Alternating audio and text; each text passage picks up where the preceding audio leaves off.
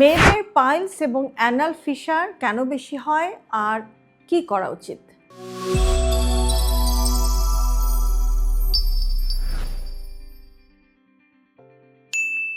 অনেক নারী লজ্জার কারণে খুব সাধারণ কিন্তু কষ্টের একটা সমস্যা চেপে রাখেন, যে পায়ুপথে ব্যথা, জ্বালাপোড়া, রক্ত পড়া কিংবা টয়লেটে যেতে ভয় পাওয়া। অনেকে ভাবেন যে এটা শুধু আমারই হচ্ছে। মেয়েদের কি এই সমস্যা বেশি হয়? হ্যাঁ, বাস্তবতা হচ্ছে যে মেয়েদের পাইলস এবং অ্যানাল ফিশার তুলনামূলকভাবে বেশি দেখা যায়।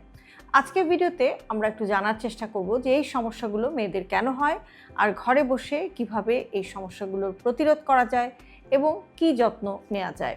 চলুন দেরি না করে শুরু করি। ভিডিওটি খুবই গুরুত্বপূর্ণ, বিশেষ করে মেয়েদের জন্য। সুতরাং ভিডিওটি না টেনে শেষ পর্যন্ত দেখার চেষ্টা করুন। প্রথমে আসছি যে পাইলস এবং অ্যানাল ফিশার আসলে কি। পাইলস, যেটাকে আমরা মেডিকেল টার্মে আরেকটি ভাষায় বলে থাকি, সেটা হচ্ছে হেমোরয়েডস। পায়ুপথের ভেতর বা বাইরে রক্তনালী ফুলে যাওয়া, এর ফলে টয়লেটে রক্ত পড়া, চুলকানি, অস্বস্তি বা ব্যথা। আর অ্যানাল ফিশার হচ্ছে পায়ুপথের চামড়ায় ছোট্ট ফাটল। এর লক্ষণগুলো হচ্ছে যে টয়লেটে যাওয়ার সময় তীব্র ব্যথা, জ্বালাপোড়া, রক্ত পড়া। দুটোই আলাদা সমস্যা, কিন্তু এর কারণ অনেক সময় কিন্তু একই থাকে। এবার আসি যে কেন মেয়েদের এই সমস্যাগুলো বেশি হয়। মেয়েদের এই সমস্যাগুলো বেশি হওয়ার একটা প্রধান কারণ হচ্ছে কোষ্ঠকাঠিন্য বা কনস্টিপেশন। মেয়েদের মধ্যে আসলে কোষ্ঠকাঠিন্য বা কনস্টিপেশন খুবই সাধারণ একটি সমস্যা, কারণ অনেক সময় দেখা যায় যে মেয়েরা একটু কম পানি খান, ফাইবার বা আঁশ জাতীয় খাবার কম খান। আবার অনেক সময় দেখা যায় যে টয়লেট চেপে রাখার একটা অভ্যাসও কিন্তু অনেকের থাকে। কঠিন পায়খানা হলে সেখানে জোর দিতে হয়, আর জোর দিলেই পাইলস বা অ্যানাল ফিশার জাতীয় সমস্যা তৈরি হয়। আরেকটি কারণ হচ্ছে যে গর্ভাবস্থা এবং সন্তান প্রসব। গর্ভাবস্থায় শরীরের ওজন বাড়ে, পেটের ভেতরের চাপটা বাড়ে এবং হরমোনাল একটা চেঞ্জ হয়। আর হরমোনের কারণে কিন্তু অনেক সময় পায়খানাও শক্ত হয়ে যায়। আবার নর্মাল ডেলিভারির সময় যে চাপ দেওয়া হয় বা প্রেশার দেওয়া হয়, জোর দেওয়ার ফলে পাইলস বা ফিশারের ঝুঁকি কিন্তু বেড়ে যেতে পারে। এবার আসি যে হরমোনের পরিবর্তন।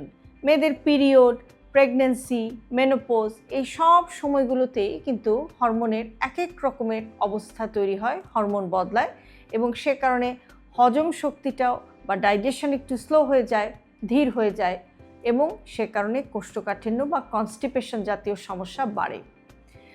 গৃহিণীদের জীবনযাপন। গৃহিণীদের ক্ষেত্রে দেখা যায় যে অনেক সময় অনেক লম্বা টাইম বসে থাকা বা রিল্যাক্স থাকা, কম হাঁটা, নিজের শরীরের সংকেতগুলোকে উপেক্ষা করা, এই সমস্ত কারণে কিন্তু পেট এবং পায়ুপথের সমস্যা বেড়ে যেতে পারে। আরেকটি কারণ হচ্ছে লজ্জা এবং দেরিতে চিকিৎসা। অনেক নারী ব্যথা সহ্য করেন, কাউকে বলেন না, কারোর সাথে শেয়ার করেন না, এমনকি লাইফ পার্টনার বা জীবনসঙ্গীর সাথেও কিন্তু এগুলো ডিসকাস করেন না। অনেক সময় দেখা যায় যে পায়খানা দিয়ে রক্ত পড়ছে, পায়খানা করার সময় রক্ত যাচ্ছে, কিন্তু সে কথা তিনি কাউকে বলেন না বা কারোর সাথে এটা ভাগ করে নেন না। যার ফলে ছোট সমস্যা কিন্তু অনেক সময় দেখা যায় যে এভাবে চেপে থাকতে থাকতে একসময় অনেক বড় আকার ধারণ করে। এখন আসি যে কি লক্ষণ দেখলে আপনি সতর্ক হবেন।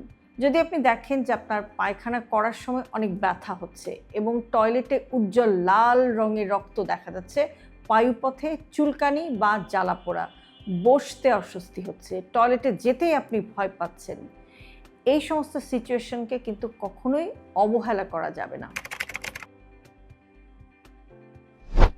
কি করলে আপনি ভালো থাকবেন? কোষ্ঠকাঠিন্য দূর করুন, এটা হচ্ছে সবচাইতে প্রথম একটি শর্ত। কোষ্ঠকাঠিন্য বা কনস্টিপেশন থেকে দূরে থাকতে হবে, আর সেজন্যে দিনে অ্যাটলিস্ট 8 থেকে 10 গ্লাস পানি আপনাকে পান করতে হবে। পানি কিন্তু মাস্ট কনস্টিপেশন কমানোর জন্য। এছাড়াও শাকসবজি, ফলমূল, ওটস, লাল চালের ভাত, বাদামি আটার রুটি, ইসবগুল, তোকমা, এগুলো আপনি খেতে পারেন কনস্টিপেশন কমানোর জন্য। এবং ডাক্তারের সাথে আপনি কনসাল্ট করে নিতে পারেন। ডায়েটিশিয়ানের সাথে আপনি কথা বলে নিতে পারেন যে কনস্টিপেশন কমানোর জন্য কোন খাবারগুলো আপনার শরীরের জন্য ভালো হতে পারে। এরপরে আসছি যে টয়লেটের অভ্যাসটাকে আপনাকে ঠিক করতে হবে। টয়লেট করার সময় চাপ দেবেন না, খুব বেশি প্রেশার দেবেন না এবং অনেক লম্বা সময় টয়লেট চেপে রাখবেন না। টয়লেটে আপনি মোবাইল নিয়েও কিন্তু বসে পড়বেন না। আরেকটি বিষয় হচ্ছে যে নিয়মিত হাঁটতে হবে। হাঁটাটা খুব ইম্পর্টেন্ট কনস্টিপেশন বা কোষ্ঠকাঠিন্য দূর করার জন্য। দিনে অন্তত 20 থেকে 30 মিনিট হাঁটার অভ্যাস করুন। এতে কিন্তু আপনার রক্ত সঞ্চালন বা ব্লাড সার্কুলেশনটা ভালো হয় এবং পায়খানা কিন্তু স্বাভাবিক হয়ে যায়, কষা পায়খানা দূর হয়ে যায়। এবার আসি যে পায়ুপথের যত্ন আপনি কিভাবে নেবেন। পায়ুপথের যত্ন নেওয়ার সময় আপনাকে একটা জিনিস খেয়াল রাখতে হবে, যেটা খুবই সেন্সিটিভ একটা জায়গা এবং সে কারণে আপনাকে অবশ্যই কেয়ারফুল হতে হবে। যাদের এই ধরনের জ্বালা পোড়া, অস্বস্তি, চুলকানি এই জাতীয় সমস্যা থাকে তারা একটু কুসুম গরম পানিতে বসে থাকতে পারেন। একটু সিজ বাত আমরা বলে থাকি এটাকে।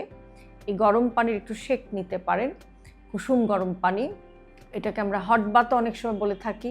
এছাড়াও আপনি যখন পায়খানা করবেন তখন বা সেই জায়গাটা যখন আপনি পরিষ্কার করবেন পায়খানা করার পরে, খুব শক্ত টিস্যু না, আপনি এটা পানি দিয়েই পরিষ্কার করার চেষ্টা করুন এবং পরিষ্কার আর শুকনা রাখার চেষ্টা করুন পায়ুপথের জায়গাটাকে।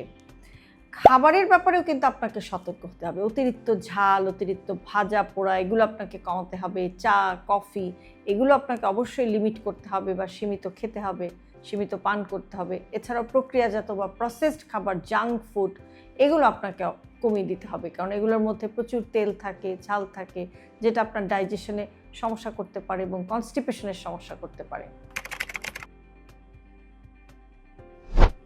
কখন আপনি অবশ্যই ডাক্তারের কাছে যাবেন সেটা হচ্ছে যে নিয়মিত যদি আপনার পায়খানার রাস্তা দিয়ে রক্ত পড়ে, ব্যথা একদম সহ্য করতে পারছেন না এরকম অবস্থা যদি হয়, এবং ঘরোয়া যে রেমিডিসগুলোর কথা বললাম অর্থাৎ ঘরোয়া যত্নে যদি আপনার এই সমস্যাগুলো না কমে, এছাড়াও গর্ভাবস্থায় যদি আপনার এই ধরনের সমস্যা হয়, তাহলে অবশ্যই কিন্তু আপনাকে ডক্টর কনসাল্ট করতে হবে। একটি কথা মনে রাখবেন যে সময় মতো চিকিৎসা নিলে কিন্তু অপারেশন ছাড়াও অনেক সময় এই প্রবলেমগুলো ঠিক হয়ে যায়। সবচেয়ে ইম্পর্টেন্ট যেটা আপনাকে মাথায় রাখতে হবে যে পাইলস বা হেমোরয়েড কিংবা অ্যানাল ফিশার এই জাতীয় সমস্যার মূল কারণ হচ্ছে কনস্টিপেশন বা কোষ্ঠকাঠিন্য। এই কোষ্ঠকাঠিন্য থেকে আপনাকে অবশ্যই দূরে থাকার চেষ্টা করতে হবে এই প্রবলেমগুলো থেকে আপনি যদি দূরে থাকতে চান।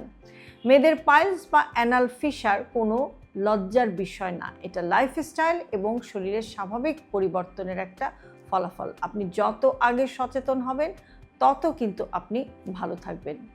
আপনার নিজের শরীরের কথা শুনুন, শরীরকে কখনোই অবহেলা করবেন না।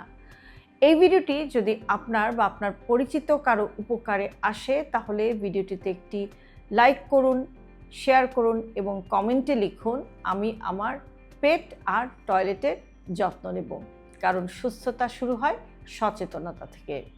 হেলথি লাইফস্টাইলকে জটিল ভাববেন না। আপনার দৈনন্দিন জীবনের ছোট ছোট অভ্যাসের পরিবর্তনই আপনাকে নিয়ে যেতে পারে একটি সুস্থ জীবনধারার দিকে।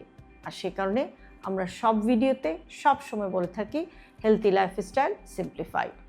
আজকের ভিডিওটি যদি আপনাদের কাছে উপকারী মনে হয় তাহলে অবশ্যই আপনার প্রিয়জনের সাথে শেয়ার করতে ভুলবেন না। আর এরকম আরও ভিডিও প্রতিদিন পেতে সাবস্ক্রাইব করুন আমাদের ইউটিউব চ্যানেল এবং ফলো করুন আমাদের Facebook page with doctor Shahnaz Chowdhury.